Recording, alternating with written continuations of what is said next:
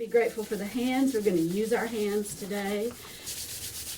We're going to use our eyes a lot today because we'll be doing painting, visual art. So for just a moment, cover your eyes just really gently and offer gratitude. From an expressive arts point of view, we're not so much interested in analyzing the works themselves, but really in engaging them in a whole body way in the process of making, and all that involves choosing colors, choosing tools, using the tools. And what amazed me was how long their concentration was, and how involved each of them was in the process of doing it. I say us. That's just a way of isolating it, but I'm talking about the artists, but I don't consider myself one of them. But you do learn as you go along.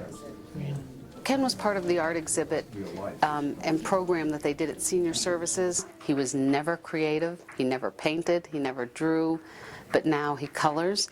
He loves to draw, and he loves to take the paintbrush now, or he loves to take crayons or pencils and color. And that's something that's brand new with this disease.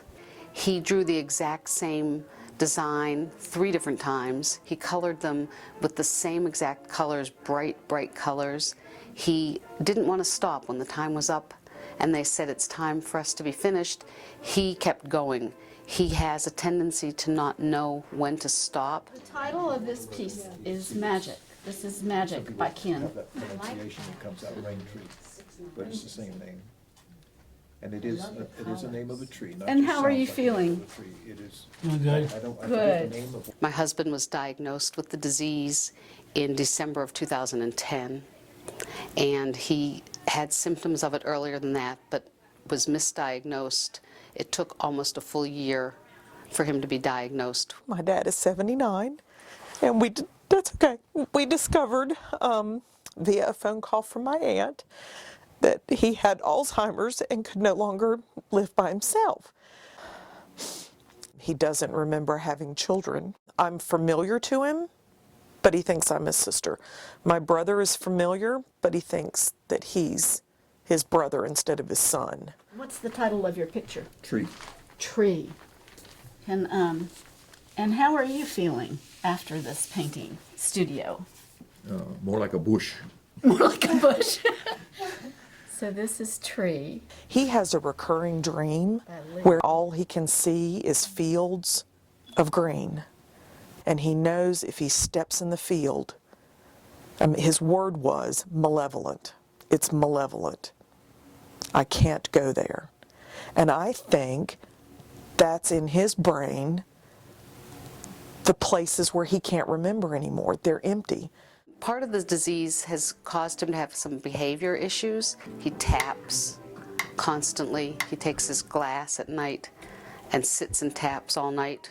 We walk down the street and he'll look at girls and stare at them and say, "You think she'd have sex with me? Can I stop her and ask her?" He's inappropriate to the point that I try to keep him away from large crowds and public so that they don't hear him saying things like that. He's not the man I married. I wish people could know him the way he used to be. We laugh, we cry, I get frustrated, I leave the room because I'm angry. You know, you can't bathe him, so you wonder if people think you're a bad caregiver. I mean, it's the whole gamut. The guilt because you can't make him more comfortable.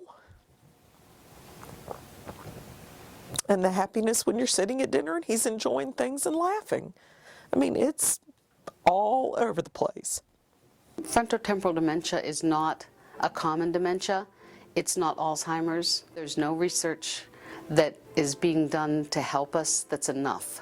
I wish if we can't prevent it or we can't cure it, if we could figure out earlier in the cycle that it's coming and do milestone studies where you can watch people and see what develops and what doesn't develop, and that takes money and that takes people to be a part of it.